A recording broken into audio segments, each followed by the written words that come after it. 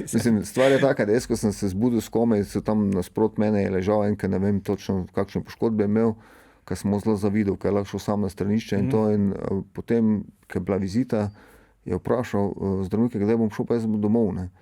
In potem naslednja prizor, ki se ga spomnim, da človek pakira in gre domov. Ne. Verjetno je mogoče minilo 14 dni vmes, ne vem, ker takrat nisem imel občutka za čas. Ampak meni se zdelo, da moraš sam težiti, pol te bojo pa spustili, ne, ker sem hotel iti domov, ne, da bom lahko normalno na stranišče šel. Ne. In to sem počel toliko časa, da so se me pač preprosto hoteli znebiti, so rekli, da ne morem iti domov, ker dobivam zdravilo za možgane, mi teče v kri in da pač ne. Ne.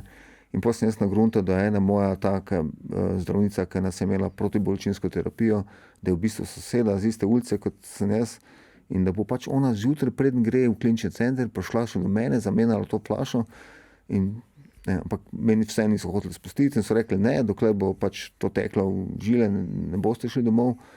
In pol sem jaz vsak dan spraševal, je to zadnja flaša, so rekli ne, in pol so rekli, ta je zadnja, ok, v soboto bom končal in v nedeljo me boste spustili domov. Ne. In jaz sem to povedal že mojci, naj mi prinese trenerko, da greva domov. In tisti dan so me pač probali slikati, ne, te zlome, da vidijo, a se celijo sploh ali ne. In jaz sem tam skupaj zlezel, ne. Nisem mogel 5 sekund stati pri miru, ne, da bi lahko to slikali in seveda so rekli, ni šans. Ne.